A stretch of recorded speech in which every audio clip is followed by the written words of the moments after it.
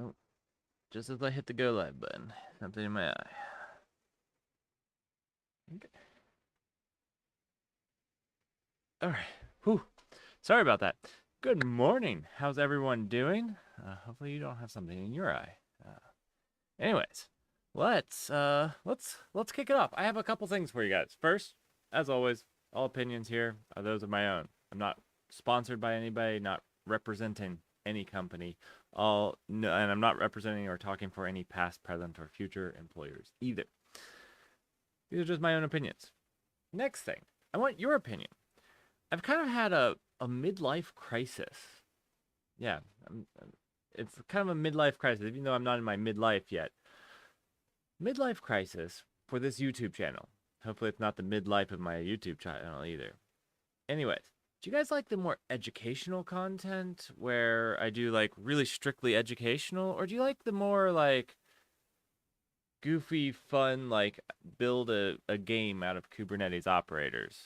I really want to know. So leave me let me know in the comments. Let me know which ones that you guys actually like better. I'm really actually interested to know, just because you guys are the ones that are watching. So let me know which ones you like. All right. On top of that, stay to the end because I have another call to action. There's actually something else I want you to put in the comments so that we can talk about it. You can jump on Discord and talk about it as well. I know I bring up Discord every single time, and that is not for those of you who are already on it or have already decided not to be on it. This is for anybody that hasn't gotten on it and doesn't know about it, anybody that's new. So I'm sorry if I'm pestering you and you've already decided not to be on it. My bad. Let's jump into the first two major things. And you know what? This is kind of why I say join the Discord. If you were on the Discord the day these released, I think pretty close, no guarantees. I let you guys know on Discord. And these are kind of two big security issues.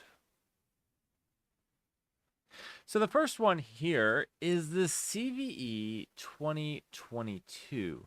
And it's a Linux kernel flaw that allowed container escapes. It says in Kubernetes, but it wasn't really in Kubernetes. It's in containers. This person doesn't really know what they're talking about, but it's fine.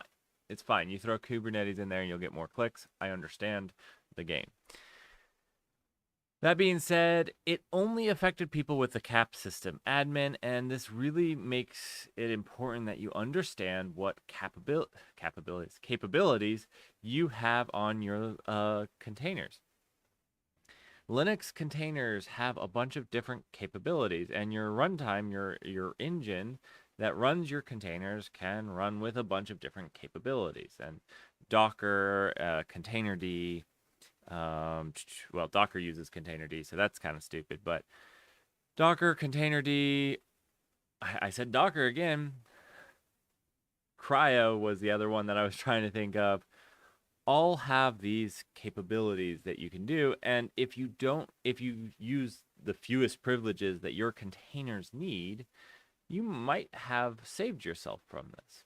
Cap system admin isn't one that you necessarily need to give. Not all containers need it. Now, if your containers do need it, most Linux systems have patched already, so you can go ahead and check your patched, update your systems. And most likely, because containers are a kernel feature, it means that you're probably going to have to reboot those machines. So you're going to have to look at a rolling update through your system. So if you're running Kubernetes, check your Linux system that you're on, check if they've patched it, and if they have, for it to apply. Even if it doesn't say that it needs to, from my understanding of it, I doubt it would actually work if you didn't do a rolling update of your cluster. So go check that out. Make sure you're up to date on it, and yeah, there you go. And this is pretty big because it actually gives root access to the machine on your Kubernetes cluster, which this is terrifying. If you don't understand why that might be terrifying, there are a lot of things that sit on that machine. You don't want people that can compromise one of your containers to compromise your machine. This is another thing that if you were on my Discord, you would have known about. Maybe I should tweet these out too. I'm not very good at Twitter. Mostly I try to stay off so that I don't get like in trouble for arguing with people. But maybe I'll also tweet these.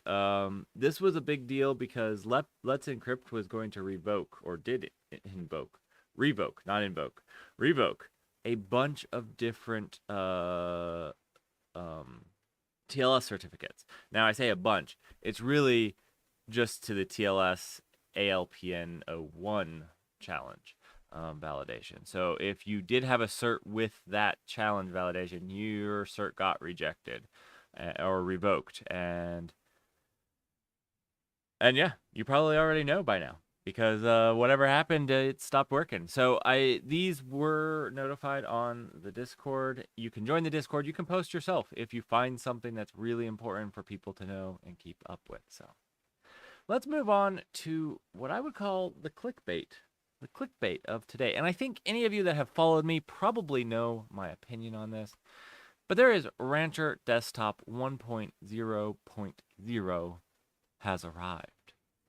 Now, for all of you who don't know, this has been in the works for probably a little over a year. When I was working at SUSE, it was in the works. It was kind of one of those hush-hush projects then. Not hush-hush. That's not really how SUSE rolls, but it was one of those projects that hadn't really made it out of any sort of stable state. And this kind of has been accelerated by the fact that Docker changed their licensing, so if you make over $10 million, you have to pay for Docker Desktop. And this is kind of SUSE's and Ranchers combating that.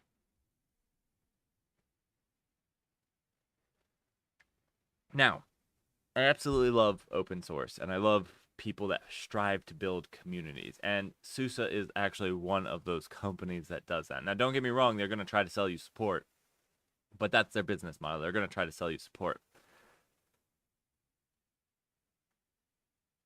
Now, why I bring this up is because I don't say this to say that Rancher Desktop is bad, but I do believe Docker Desktop made containers accessible. Without Docker Desktop, Kubernetes wouldn't have had the adoption that it had. Just flat out, Kubernetes needed Docker. Docker Desktop has always been free and for individuals, has always been there to do it. And you know what? Containerd is still open source. And you can use that with nerdctl. You don't even need Docker. Docker Desktop brings a really convenient thing on Windows and Mac for people that are new and just want something that just works. And it also brings a Kubernetes environment. Now, go ahead and use Rancher Desktop and let me know if you think that it's better. If it's better, that's great. And then I'll recommend it because it's better. Until it's better, I'm not going to recommend it just because it's an open source version. I do think that you should pay people that really made an entire industry possible, which is what Docker did. So anyways, not a Docker fanboy. Their CEO was a horrible person or is a horrible person. I think that changed. I'm not sure.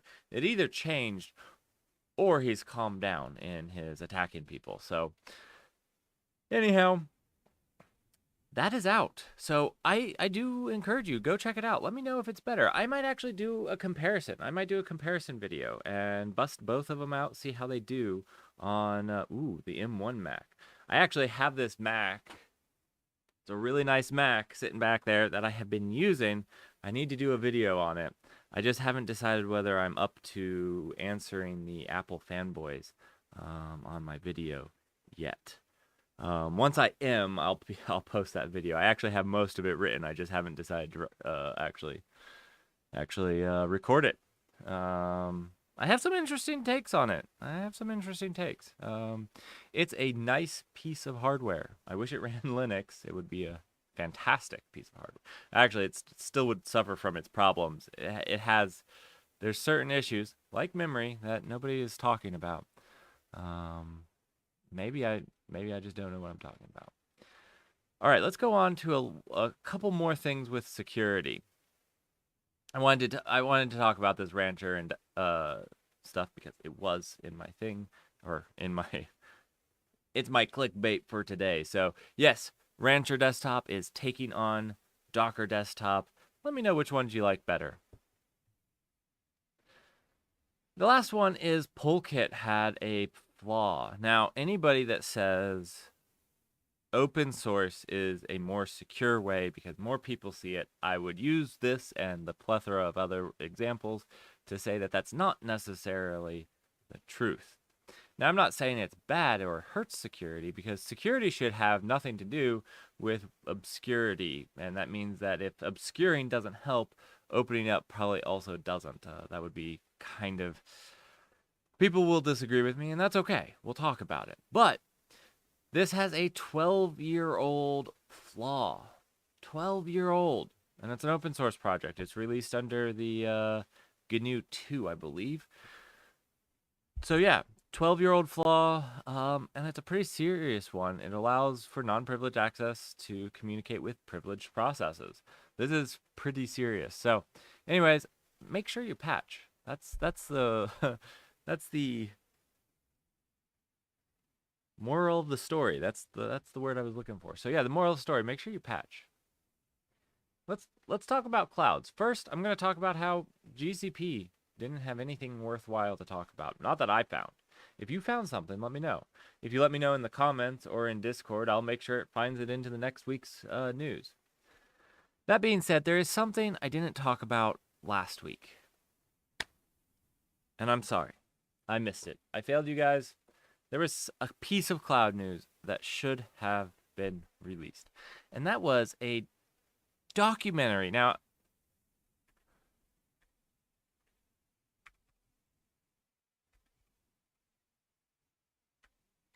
there was a documentary released on Kubernetes. I'm going to pull it up for you guys. Oh. I'm playing it. I didn't mean to play it. I'm not good at this. All right. There is a documentary. Ooh. Okay.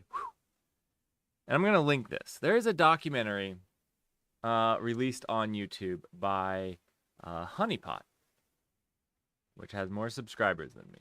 That hurts. And it's a two parts so far. I think it's a 3-part. I'm not entirely sure. I think it's a 3-part. I think I remember reading that. There is this documentary. You should go check it out. It is actually pretty good.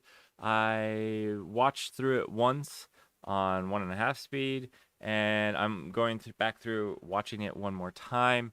So far, what I can tell you, it's pretty good. It's I almost think one of the things that when I was watching this, and I don't know. I love Kubernetes, and you all know that I love Kubernetes. I do a lot of stuff with Kubernetes, and I love the things that it enables us to do. I almost wonder if we're fanboying over it too much. You don't have the container documentary. You don't have I guess you do have a Linux documentary, probably. Isn't there a Linux documentary? I don't know. There should be a Linux documentary. I don't know. It's a container orchestrator. And it should do its job, and it should do it well, and it should focus on container orchestration. I'm not sure. Because my only fear, and the only reason I bring this up, is because I don't want it to get in our way of something better. There could be something better. So, a Kubernetes powered by the blockchain. Don't hate me because I just said the blockchain. I didn't say Web3, and I didn't say Bitcoin for sure. Never hear that out of my mouth. But I never want, because one thing is, Mesos was really cool when it came out, but it's fell out of favor for a lot of reasons.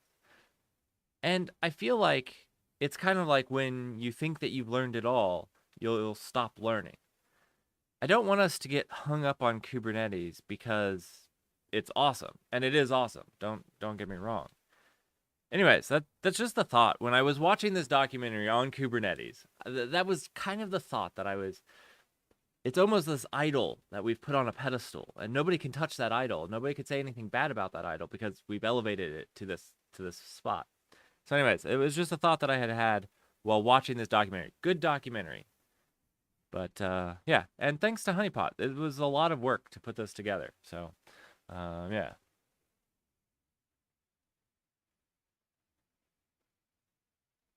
Hey Gregory, thanks for joining. Yeah, I think that there are a couple documentaries on Linux, so that's good. Yeah. Anyways, what's the next OS? Maybe there's something better than Linux. Maybe. It's definitely not Mac OS. That's for sure. I just lost 6 subscribers. All 6 of my Apple fanboys. All right. Anyways, I'm going to leave links. They'll be at the top of this as soon as this is done. So you can go check it out. It's about an hour in total with the 2 parts as it is now. And yeah, definitely an interesting watch. So let's get back into cloud news.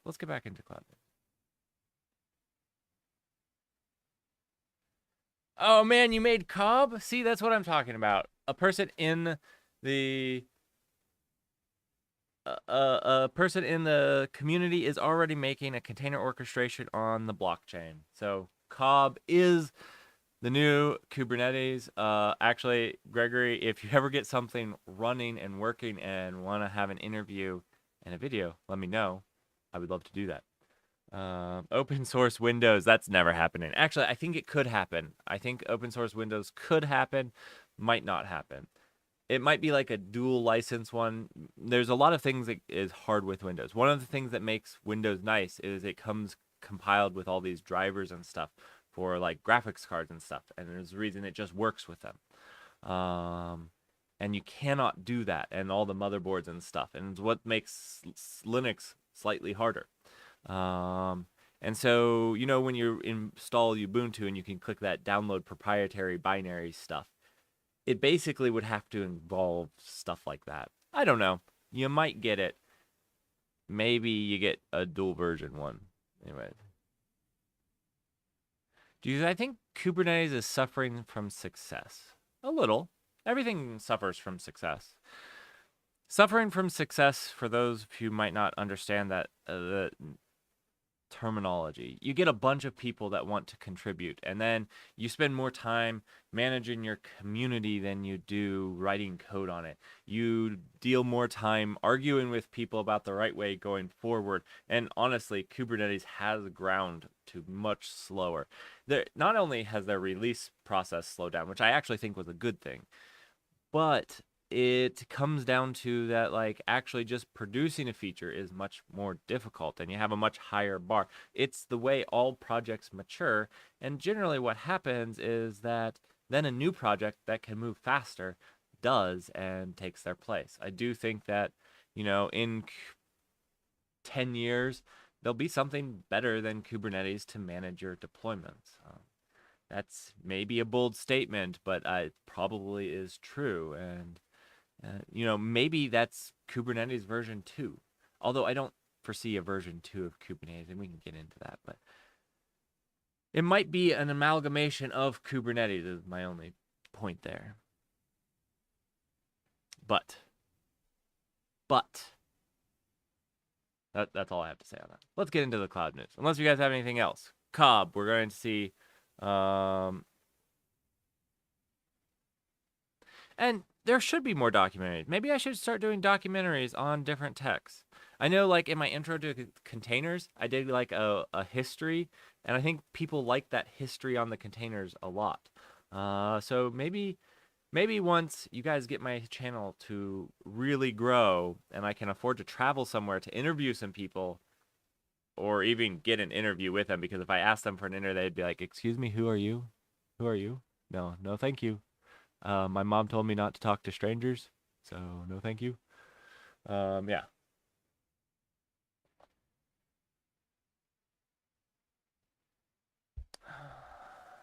You think Kubernetes is more corporation driven than Linux?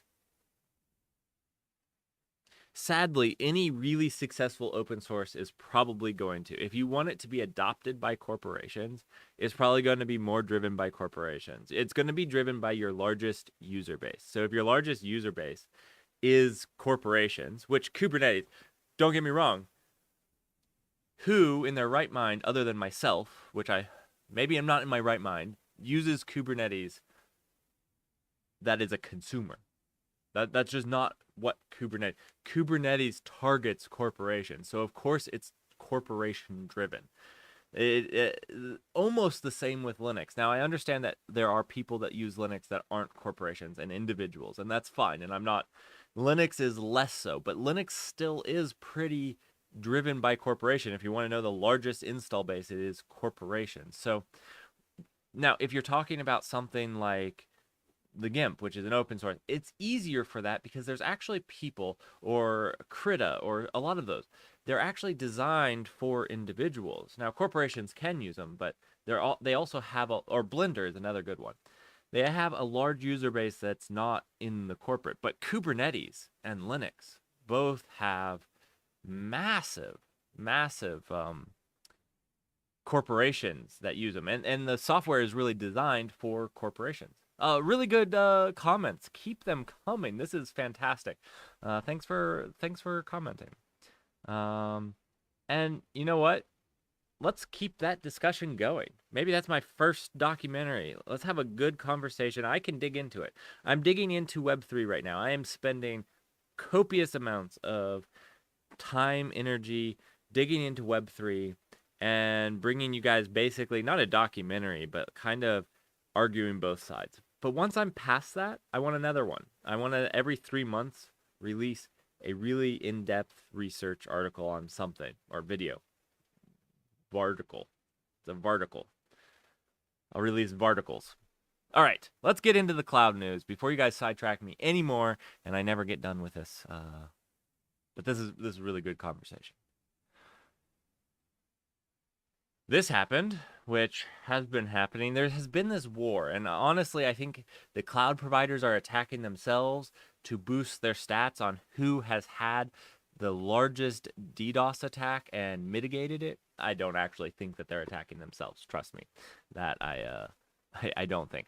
But it seems like every quarter we get a larger and larger attack, and it switches between GCP, Azure, and Cloudflare. Now, I wonder if AWS just doesn't release this stat, because I feel like AWS has to have a larger attack. Not really sure. Yeah, I'm not really sure, but I didn't see any stats on AWS's, so I'm guessing that they just don't brag about it. They should, though, because I'd be interested. Anyways, Azure squashed a very large one, and if somebody Googles and finds it, I guess my Googling this morning was a failure. So Google it and find it, and I'll put a link into it if Azure has done a large one.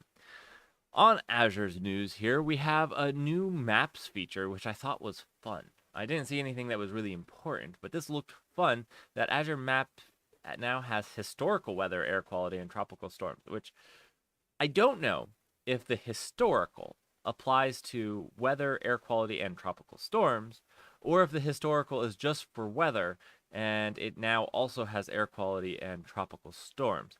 Either way, it's a fun API. So if you're looking to build something with your children, there's an API that has possibly historical stuff on all of these things, but at least historical weather, and now air quality and tropical storms. English is a confusing language.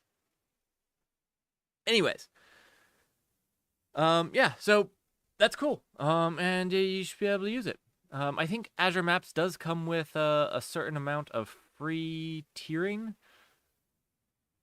No upfront costs, pay for what you use, maybe no free tiering. Well, that sucks. Give me some sort. Oh, I clicked on pricing. How many pricing things do I have to click on? Oh, ugh. Okay, maybe not free tier, but I mean like 5,000 requests. You can do that. Oh, wait. Less than 100,000.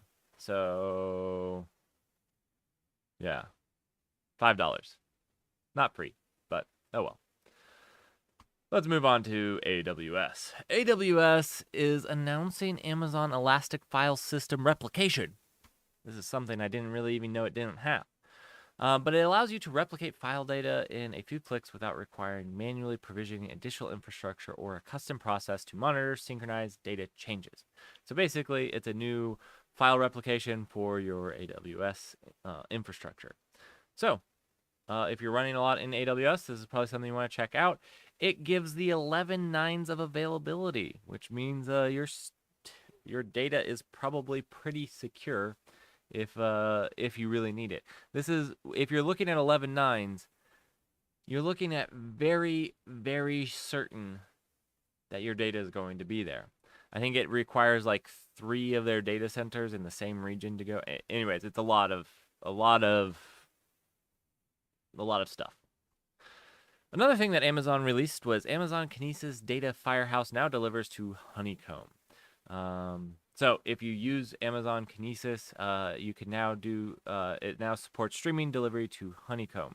So if you're using Honeycomb, you can now ingest the streaming from it without having to write wrapper code to it. So anyways, those were the most interesting things from the clouds. I didn't see anything else really.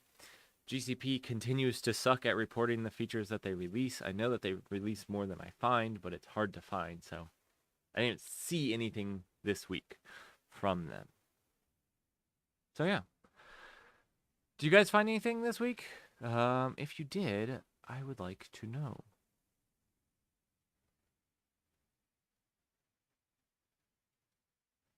Dramatic pause. This is me looking to make sure that I have the ordering right, or at least mostly right.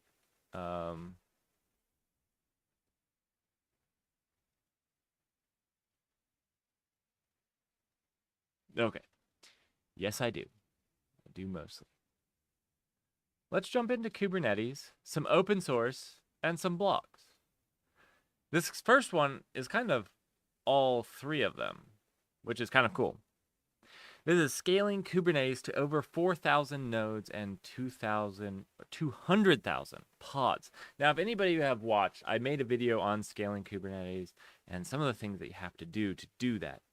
And if you know scaling Kubernetes, it's difficult. Kubernetes doesn't like to scale.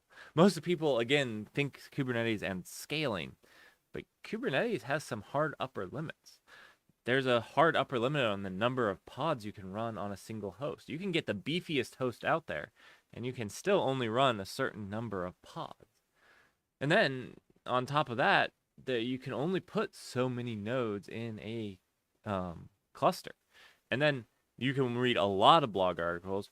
CockroachDB has a fantastic one on multi-etcd, and a bunch of articles. There's the Chinese AWS wrote a really good one on scaling it up to 10,000 nodes. Anyways, scaling Kubernetes is really hard. This is why if you go to a cloud provider, they're going to give you 2,000 nodes. That's the max. If you go to GCP, 2,000, unless if they changed it very recently. And that's because Kubernetes doesn't like to scale past that. There's some hard constraints on etcd. There's some hard constraints on thrashing the API server past what it can scale to. There are a lot of hard constraints and design constraints. It doesn't like doing it. And this is a really good blog on scaling it up and some of the issues. Yeah, etcd. I could have told them that if they had asked me. You know what? If you're ever trying to do this, ask me. I'll make a video with you because it's cool and it's hard. And I also know some of the pitfalls that you're going to find. This is one of them. SSDs are going to burn down. etcd is going to literally take a fire to them and burn them down. You're going to have to get new air conditioning wherever these drives go. Anyways. Good article. It really exposes how complicated it is to scale Kubernetes. This is also why a lot of people are going to Kubernetes clusters as cattle. It's because scaling them is hard, but they do what they do really well for 2,000 nodes. So why not just basically shard your Kubernetes clusters? That's what it ends up happening And yeah, that works fairly well. Now, for any of you that love to get certification, the Linux Foundation has launched new open source development, Linux, and Git certifications. So if that's you, if you're trying to get into software development and want to prove to an employer that you know how to use Git, then go ahead and take these certifications. If you get the Git certification, you probably know Git better than I do. So kudos to you. I know it just enough to get by. All right, I found this interesting. Monday, Ethereum scrapped Ethereum 2.0 because it was too confusing. And I think this is a problem that a lot of technologies have never had to deal with. Ethereum and any blockchain right now is in popular culture, which means it's not just tech nerds that are dealing with it. Like Kubernetes. While Kubernetes is in the tech popular culture, it's not really in the mainstream. I go tell people that I work on Kubernetes, and they look at me and they think that I just had a seizure while trying to speak. But if you go and tell somebody Ethereum or the blockchain, they actually do know what you're talking about. And it's kind of scary. And this is the reason I pulled this up. I don't cover a whole lot of blockchain news, but when you do have this happen, there's a lot of confusion. And Ethereum 1 versus Ethereum 2 was causing mainland users confusion. And scammers were scamming these people based off of their confusion. So now they're renaming it to the execution layer and the proof of work layer. And so now basically they're trying to take the version out of it, because versioning, for us, a major version, Semver, means that basically it's a breaking change. And I think that's true here. The network is in a breaking change. It's upgrading to a new state that won't work with the previous state of that network. But that's confusing for users, and it was causing users to get scammed. So anyways, I think this is important. If you ever have a technology that is becoming popular with mainstream people and not just nerds, it's important to think about how people understand it. And not many people understand Semver, even in the tech world. Wow, I just went like teenager. Anyways, while we're on Bitcoin, oh my gosh. I'm sorry you heard those Bitcoin come from my lips. I'm not going to say that again.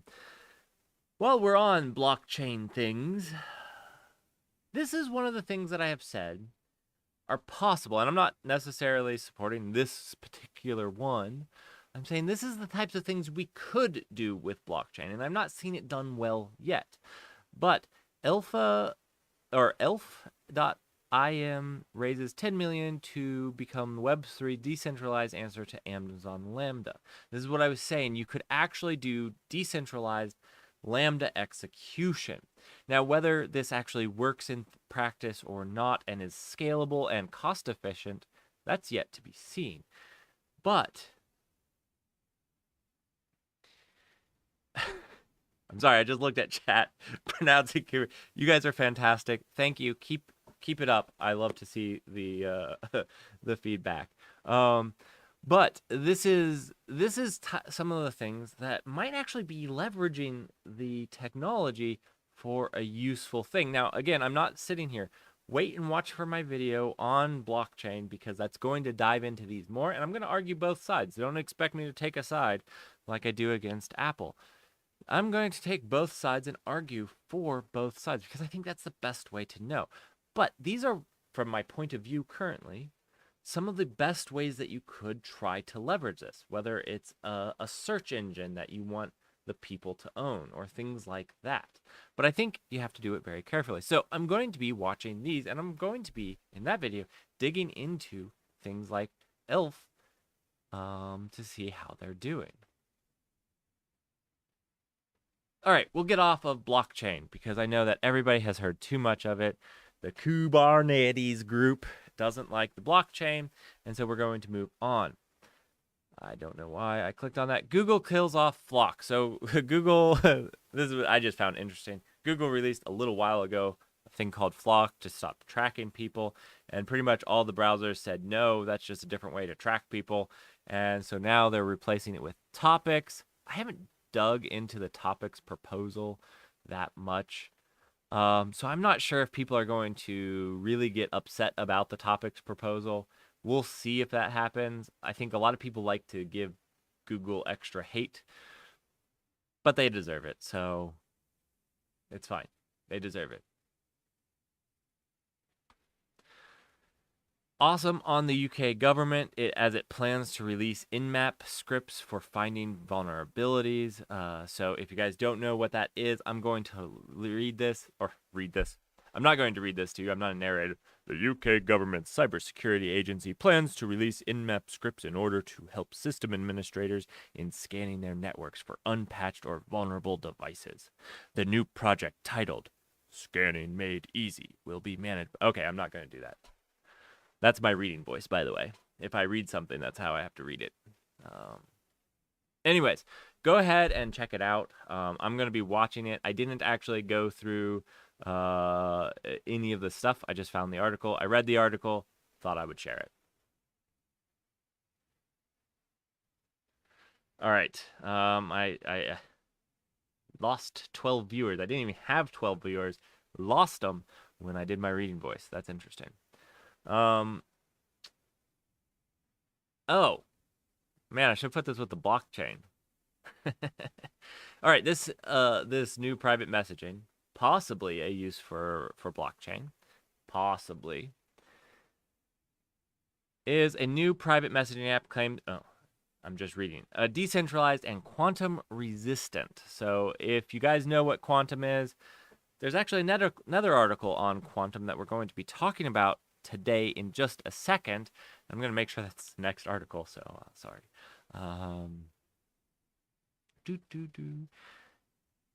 We have a couple things on quantum, and you know what? I was right about some things in my 2022, and maybe I was wrong on quantum. I'm not going to say that I was wrong yet, but I said that quantum wasn't going to be a thing this year. It just still hadn't proven to scale. It's proven to work. We've made it work. We just have failed over and over and over again to actually get it to work. But I see hope. I see things working. I still think 2022 is too soon, but it's good to start looking on it. So, the new private messaging app says that it's quantum resistant. I haven't seen proof that it's quantum resistant, and really it's hard to prove something like this is quantum resistant without access to actual quantum computers. So that being said, it's hard to actually prove that it's quantum resistant, but the math seems to be there. Okay, that being said, on top of that, there is this silicon-based qubits take a big leap forward, which is just an article on silicon-based qubits, which is one of the things that we need for quantum computing to really scale well. One of the things that we've struggled with, at least. Maybe there's something better than silicon. That's also yet to be seen. But so there's some work going on that. And on top of that, MIT has a new programming language for quantum computing. So while I still think it's out of 2022's mainstream reach, I think we're starting to get there. I think in 2025, we're probably going to start seeing some quantum computing thing, which means it's important to make sure that your things are quantum proof or quantum resistant, at least. So that's important.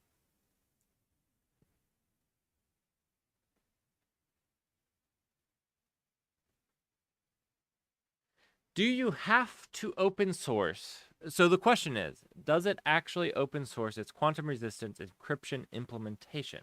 Otherwise, how can we be sure that it is? I have a counter question for you. If they open source their quantum resistant encryption implementation, how do we know that it is? My only point is, while open sourcing it would get more eyes on it, for sure. And I don't know whether it's been open source or not.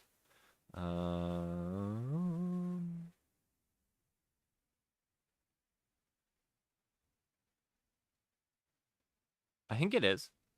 I will find and link it if it is. But my more important point is I do think open sourcing improves your security because you get more eyes on it. But just because it's not open source doesn't mean that it's not verifiable. If we created a verifiable means to prove it, a mathematical means to prove that it's quantum resistant, then it doesn't have to be open source. It's kind of like proving a database is strongly consistent. Oracle's database is not open source, but it has been mathematically proven to be strongly consistent. The same with other databases. So I don't think that that's a requirement, but I do think it improves the security. I'm not going to argue with you on that. So, anyways, I just wanted to say I don't think I'm wrong still on that, but because I still think that it's going to be a few years, but I do see movement. Yeah, there definitely would have to have like crypto researchers and security professionals audit it and make a report. You're 100% right on that. And before that, somebody claimed Project Gary is quantum resistant. There, I made the claim. Go prove me wrong. And if you take the time to prove me wrong, because it's easy to prove me wrong, because it doesn't even use TLS certificates. It's just plain old communication off the bare wire. It's horrifying. It's absolutely horrifying. It's quantum resistant because I don't encrypt any of the data. So go for it. All right. Here we go. Dropbox and Microsoft warn macOS users of issues for future versions of cloud apps. I found this interesting. It didn't surprise me that Microsoft did this. Anything to jab the side of macOS.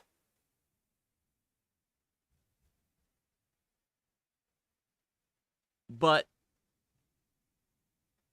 macOS on the native Apple silicone support,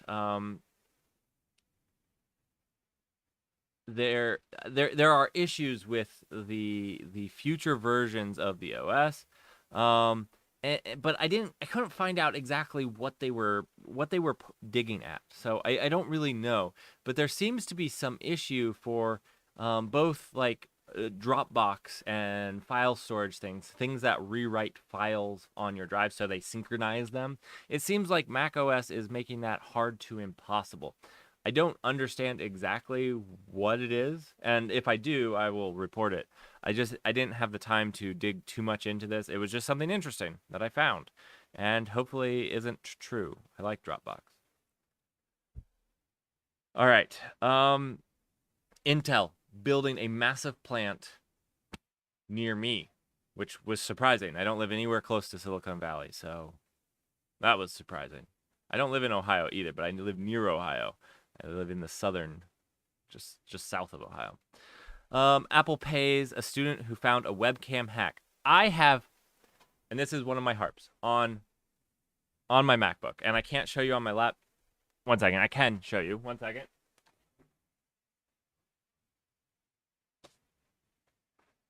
Apple had a webcam hack that allowed people to see your webcam. Horrifying, right? There's a solution right here. See this? Mechanically turns off the webcam. Easy, right? Anybody that tells me that Apple is function over form is lying. They're form over function. Period. Does it look cool to have a little mechanical shutter? No, it doesn't. Does it save you from putting a stupid sticker on it? Absolutely. But, as you can see, no mechanical shutter. So, I should have made myself large when I was showing you. Wow, I'm an idiot. Anyways, go back to this. No mechanical shutter means that because they have that flaw, yeah, you need to have that piece of tape. because they don't have a mechanical shutter. My goodness, Google or Apple. I would expect Google to do it. Okay. This didn't go into cloud news because it's blockchain, and it should have gone with the other blockchain, but your host is terrible at organizing.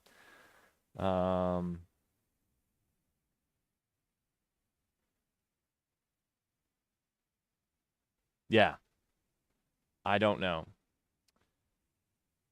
But Google is trying to hire a lot of blockchainers. So that Google employee that tweeted that they should stay away from any company that even thinks about the technology, you should probably leave. But yes, it's looking to expand its blockchain business. So we'll see what that has to do. I already commented on that. There was millions of routers and IoT devices at risk from malware sources, code surfaces on GitHub. So you should check this out if you run IoT devices. I'm trying to hurry up because I actually have to get going. We do have our book club later today, so if you want to join that. Kubernetes Zero Trust Networking with Calico. This was my blog of the week, and I didn't even get to talk about it because I'm running out of time.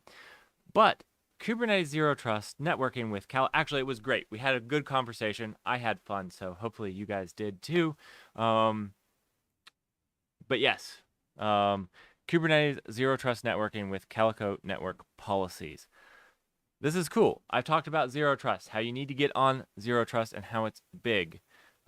This is using Calico Network Policies to implement Zero Trust. You should go read it. It is a long blog article. I don't remember how long it took to read, but I think I read it over like 2 days. So go read it. And you can do it.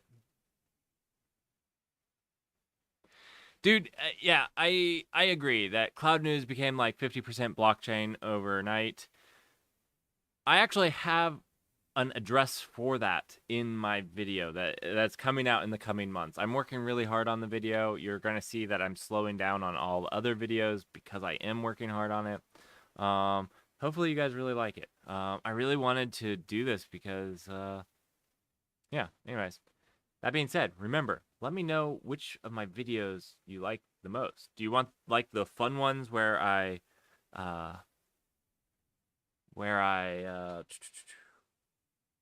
make a Kubernetes operator game? Or do you like me doing the educational one? Or do you like both and just want me to keep doing both? Let me know. I want to know which ones you guys like most. Okay. The last two things, and then we'll get done. GitHub released their transparency report. So the transparency report, which you can go and look through this. I found something interesting here. I can't say it because it's in the morning, but this word right here, the EXIGENT, circumstances, actually means that there were 6 requests that GitHub decided to delay their reporting of due to people being in danger. I'm actually kind of surprised about that because it's a code repository, but there was actually 6 requests made in the last year of people being in danger. I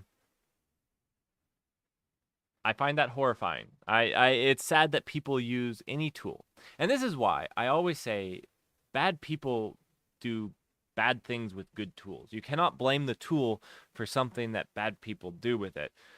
Just about every single tool out there, you can find some way to harm another person with it. And that's just sad. And I'm sorry that that happens. And it seems like they use GitHub for that too. Anyways, they have a bunch of disclosure data. You can go check it out. Yeah, it's cool that they do this. Not all companies do. I mean, even if a company wanted to, the amount of data that is here, I haven't even gone over all of it. It is just a massive amount of data. And yeah. Anyways, massive amount of data. Last thing that I want your guys' feedback on is this: a guide to OKRs and overcoming the pain of them. A lot of managers swear by OKRs, objectives, and key results. And this article goes on, but I want your guys' feedback. I do OKRs. Now, I try to do very, very good OKRs in my opinion. I look for things that are actually feasible, that are completely in that person's ability to do, and are measurable.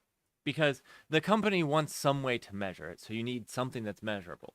So what I mean by that is I think it's completely unfair to say get a speech at KubeCon or at any conference. And the reason is it's a little bit random and by chance. It is fair to say submit at least one call for papers for a conference. There is something they can do, and it is really all in their ability. And this is where I think in mine OKRs are really great as long as you make good objectives that are in their ability to do. Again, saying your employee should get a KubeCon speech, it's kind of just luck on what the people that are accepting the papers are really looking for. And if you write one on that and you have the right diversification of speakers, you'll get accepted. But if you don't, it's not really on you. It's just that your speech didn't get accepted for whatever reason. So that's my take on it. But I actually really want your guys' take on it because this is something that I struggle with. Because as a person that has to deal with this, how do we make it better? And I'm going to actually be challenging you in more of these with actual things that I'd like your feedback on. So not only on what are your favorite of my videos, I want you guys to argue about what your favorite type of video that I make is in the comments. Go for it. But I also want to hear your feedback on OKRs or the objectives and key results. I'd like to start making some of these videos where I describe these things and come out with a clear way to help the industry be better. If I can make a 45-minute long video on objectives and key results with a deep dive arguing both sides and come out with a clear objective at the end that helps everyone that we can point to, I would love to do that. So I want your guys' feedback because maybe this is my next larger video. Maybe we take something like this. Gregory, no OKR is fine. That's a fine statement. And I think that's a fine statement. Now, my thing is measuring performance. Do we just give up on it? Do we say that measuring performance is nothing? Now, there are bad actors, so how do you single those out? I don't know the answer to this, and I'm not bringing this up. I love all the feedback. No objectives and key results is fine. I generally go with the making the key results actually obtainable, easily obtainable.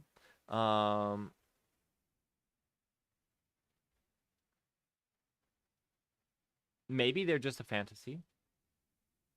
That's possible.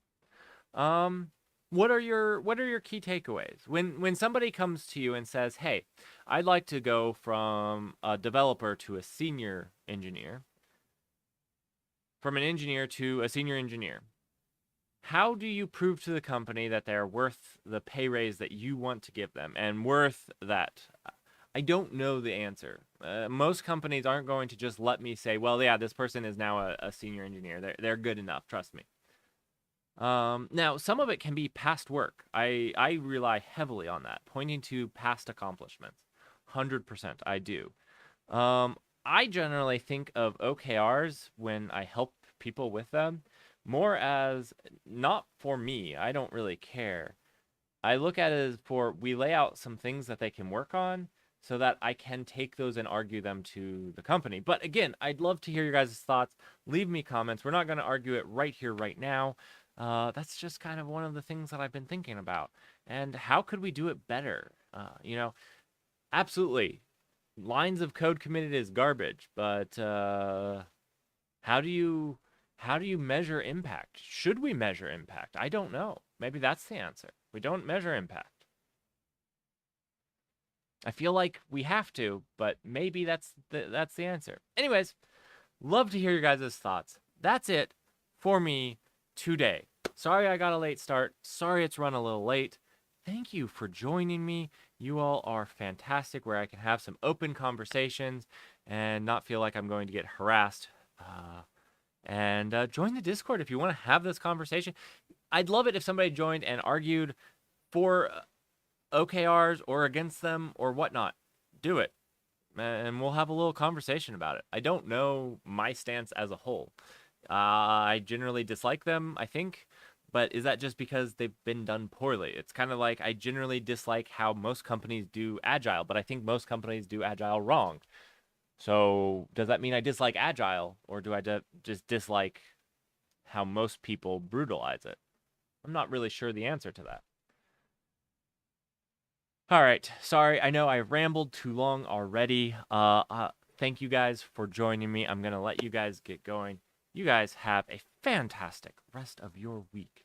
And I look forward to seeing you next Monday. Bye.